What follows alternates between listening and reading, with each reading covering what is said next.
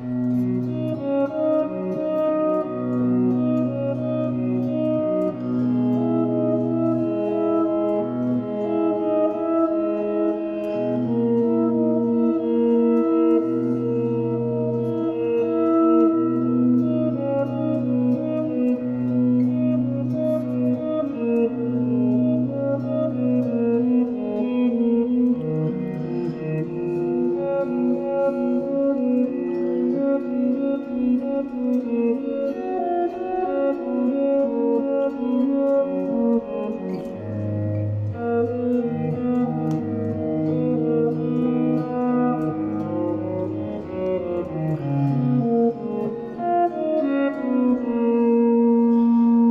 like to go over the inner workings of the Prelude from Johann Sebastian Bach's Cello Suite No. 1. It's usually in G,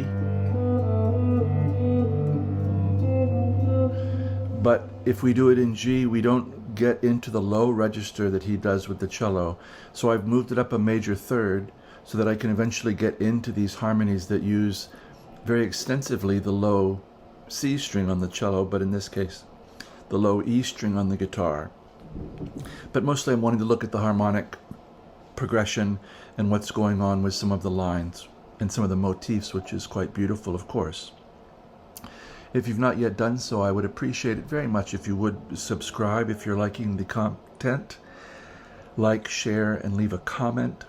If you'd like to leave me a tip, that would be very nice. And my PayPal information's in the description below. And let's get going with some of Bach's Prelude in the Cello Suite No. 1, moved to B major. So the idea, he's outlining a major chord with a rhythmic motif and a melodic contour, a shape. This is very akin to how he opens the Well-Tempered Clavier Book 1 with the C major Prelude, which is a figuration prelude. I say contour, but figuration's the same. Figuration prelude, where he's moving chords and harmonies through a certain rhythmic and linear structure. So here,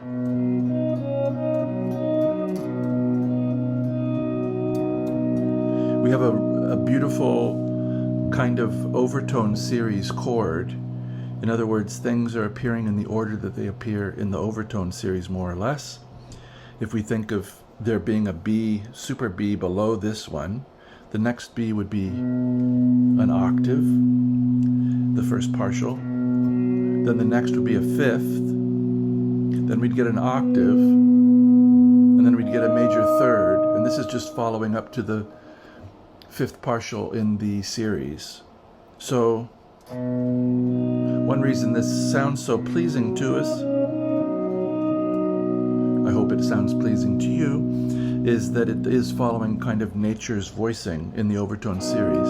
If you have more questions about that, you can ask me and I'll try to elaborate. But if you study the overtone series, I think it'll be clear that here we are in nature's arrangement. If I did it here in E, so we're presuming there's an E, low E on the bottom. Then we have root, fifth, major, third. We'd eventually get 7, as the overtone series dictates. But back to Bach. Was he aware of these things? Yes, I think he was acutely aware of them. He also wrote his intervals in such a way that there's space for the voices to move, but also that the compound intervals create overtones in between them. So a nicely struck 10th. Let's see if we can.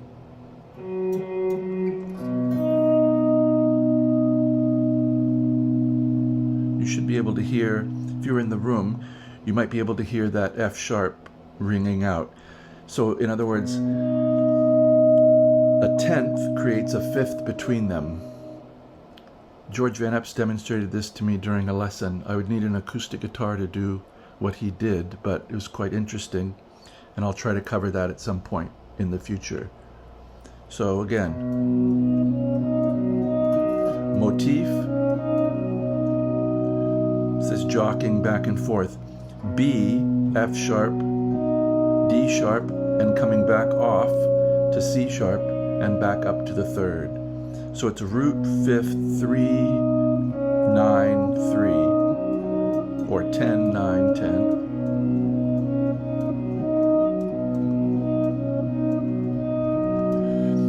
And he's going to do one of his favorite things in a key to establish a tonality at the beginning of a tune piece is to give us the pillars of the key, which are 1, 4, and 5. And this is going to go exactly that way.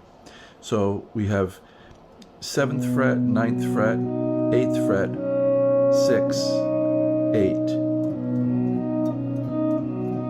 And we're jockeying back to the 9th fret of the 5th string.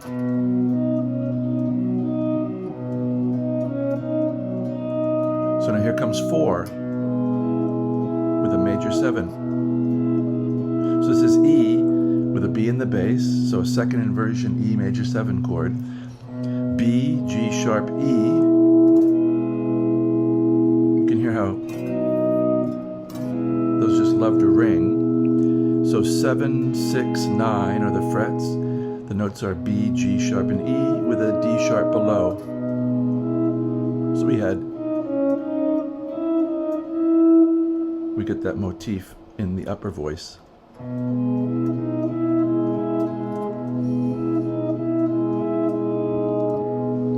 So 7th fret, 6th fret, 9th fret with 8th fret below, and we're bouncing.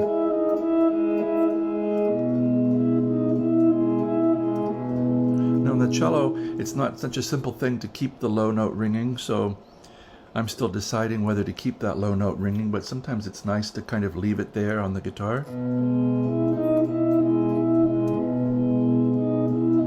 I'm letting it swell up, and then what's this, you say? Well, it's the 5 chord. It's F sharp 7. We still have B as the pedal point, but then we have A sharp and E jockeying back between A sharp, E, and D sharp. So that's establishing F sharp, which is eventually where this is going to go. We're going to be in F sharp pretty soon.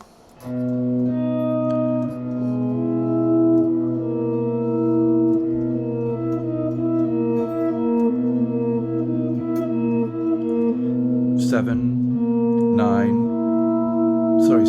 8, 9, 8, 9, 8. Sorry for the numbers.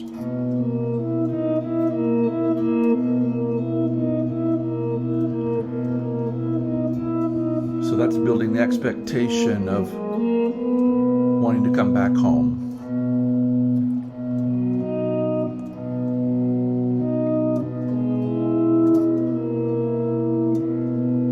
And come home he does. But this time, rather than having root 5, 3, he has root 3. So it's as if we've moved up into the next register.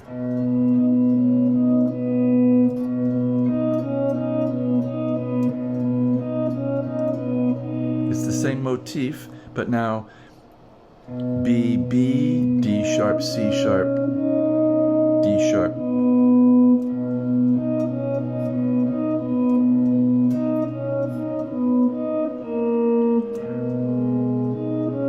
He's going to carry on. So this is B, 7, 9, 8, 6, 8.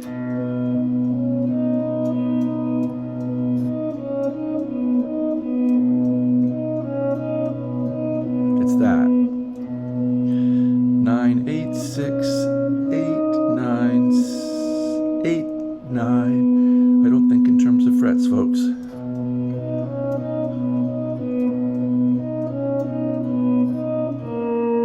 Now that note makes G sharp minor happen. So where were we? Right here.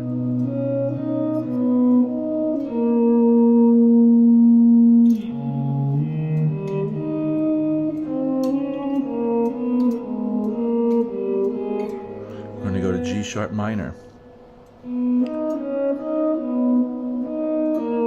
So we hit this,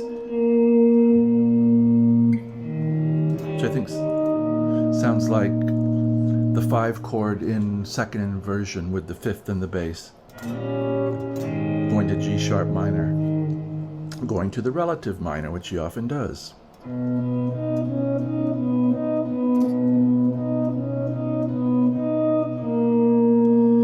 So that's A sharp on the 8th fret, 4th string, and now we're going to get a first inversion G sharp minor chord here. B, G sharp, D sharp, 7, 6, 8. And this doesn't last very long.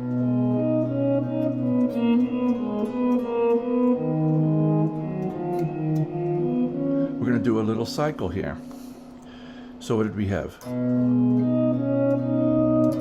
G sharp minor, 7, 6, 8, 6, 8, and then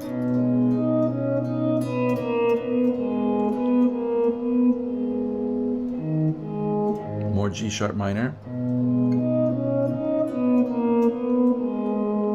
flat 3, 2, flat 3, 1. So 9, 8, 9, 6, but then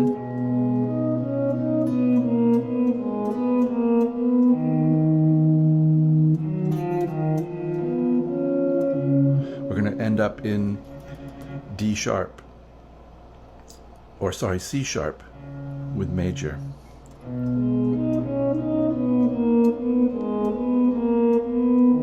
Beautiful line. 9, 8, 9, 6.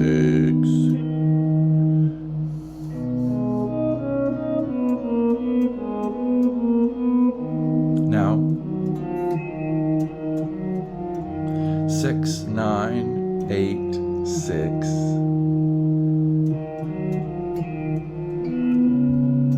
And here's C sharp 7, going to lead to F sharp major, I do believe, or F sharp 7.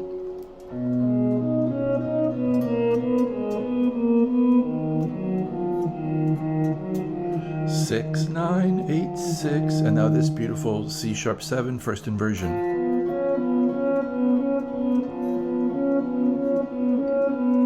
So what is that? It's the 3rd, it's the flat 7, and it's the root of C sharp 7.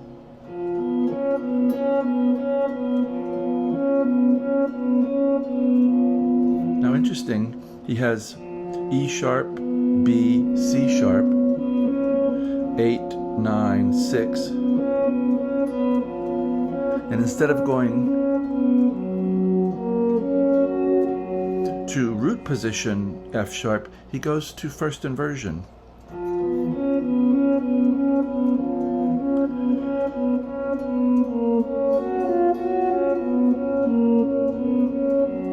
And only then does he get down to root position.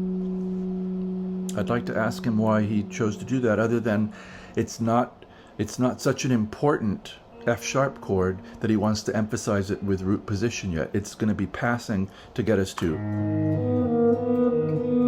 G sharp minor, and then C sharp 7 and F sharp major. Hope this is making sense for you all.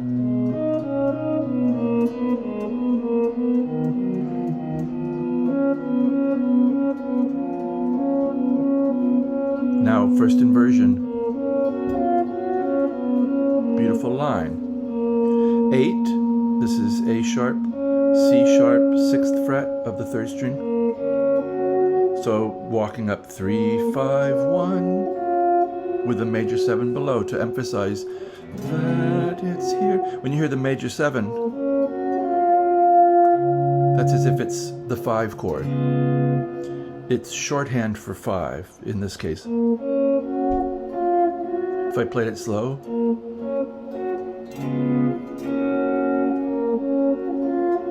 So that line encodes F sharp major, C sharp 7, F sharp major. That's what he's doing to your ear.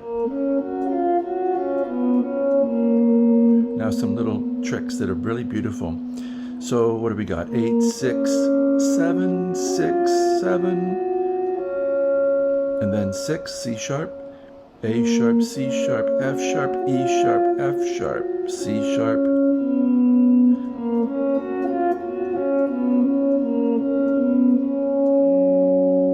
So that's that low F sharp I was telling you about.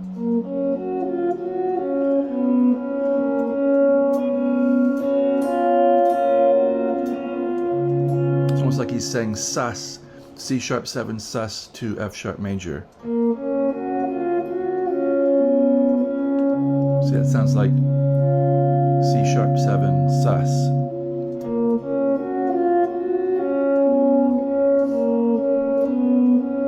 So we're bouncing C sharp, B, C sharp, A sharp, C sharp, B.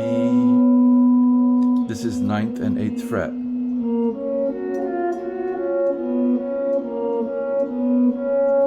Then he hits.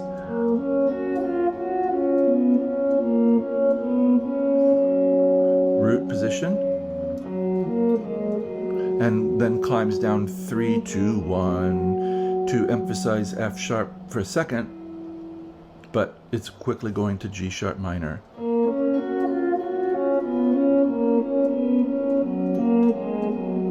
Beautiful phrase. You could take that throughout the key, make a little exercise of it. So that's 9, 8, 6, 9, and now we have to make a kind of uncomfortable jump.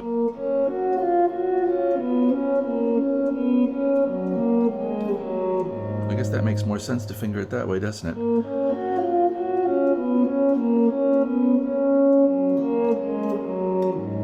Yes, I think I like that slide better. So that's 8, 6, 4. Now we have to get over.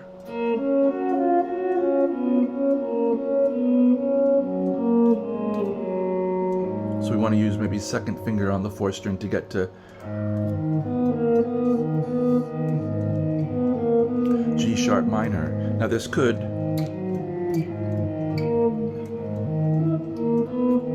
we could do it this way, but I didn't like the stretch. I'm trying to keep everything kind of in a position.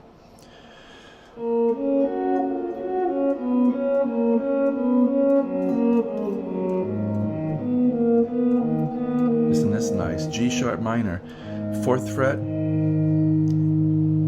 6th fret, D sharp, B natural, A sharp, B natural,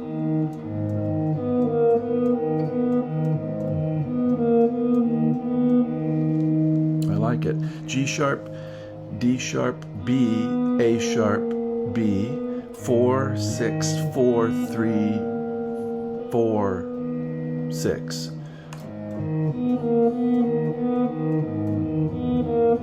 Then what this is wanting to sound like is a 2 chord going to C sharp 7, but he keeps the G sharp in the bass, so it's C sharp, 2nd inversion, 5th is in the bass, is what that means. So we had what?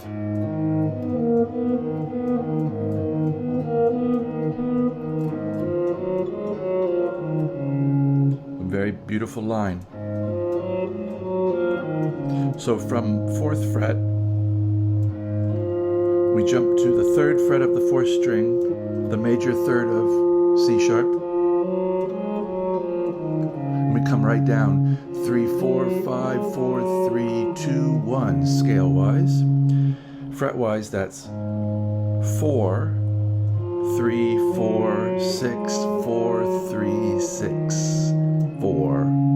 And then we immediately destabilize it instead of having it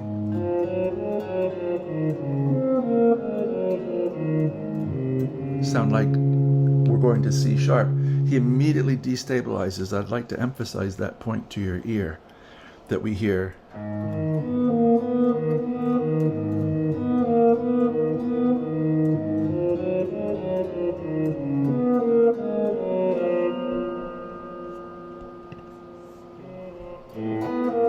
My screen just went black for a second, sorry.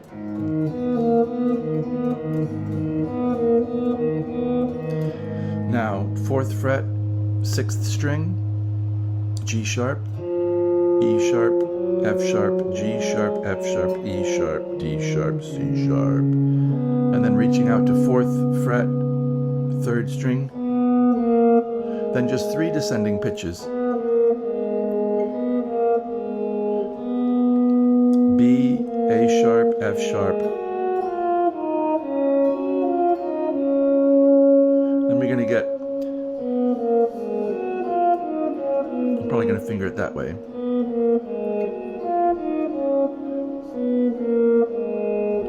You can reach out with the little finger to 7, put 1st finger behind it, and we've shifted for the next section. 7, 6, 8, 6, 9, 8, and we've arrived in F sharp major. So this is the 2 chord, 5.